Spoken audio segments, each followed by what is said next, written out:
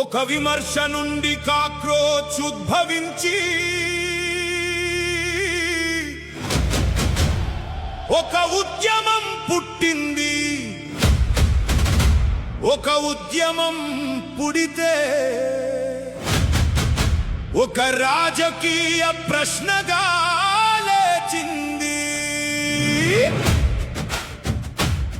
Supreme court వ్యాఖ్యల నుండి cockroach అనే పదం బయటకొస్తే ఆ అవమానాన్ని ఆయుధంగా మలుచుకుని యువత వీధుల్లోకి వచ్చింది. ప్రశ్నించే గొంతు పెరిగింది, ప్రతిఘటన బలపడింది. కాక్రోచ్ జనతా పార్టీ ఒక వ్యంగ్యపు పేరుగా పుట్టి ఒక రాజకీయ సందేశంగా మారింది. ఎర్రకోట వేదికపై నుండి నక్సల్స్ అంటూ మరో కొత్త పదం వినిపించింది. ప్రశ్న నుండి ఉద్యమం పుడుతుంది, ఉద్యమం నుండి రాజకీయ ప్రశ్న పుడుతుంది. అయితే దానికి దిమాగి నక్సల్స్ అనే పేరు పెడతారా?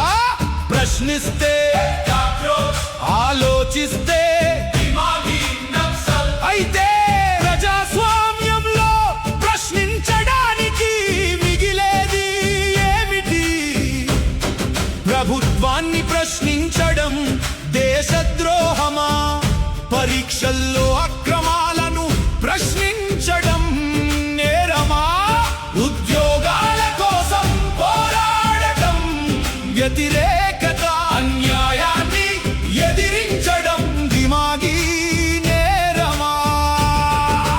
పేర్లు మారవచ్చు, పదాలు మారవచ్చు, ముద్రలు మారవచ్చు, కానీ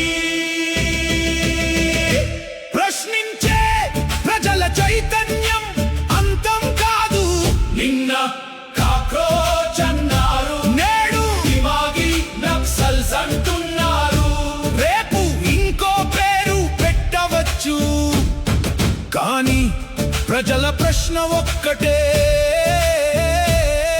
మమ్మల్ని ఏ పేరుతో పిలిచినా పర్వాలేదు, మా ప్రశ్నలకు సమాధానం చెప్పండి.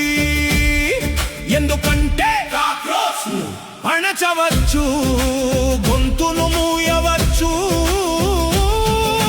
కానీ ఆలోచనను అణచలేరు, ప్రశ్నను చంపలేరు, చైతన్యాన్ని ఆపలేరు. ప్రశ్నించే మెదడే ప్రజాస్వామ్యానికి ప్రాణం. పేర్లు పెట్టడం కాదు, ప్రశ్నలకు సమా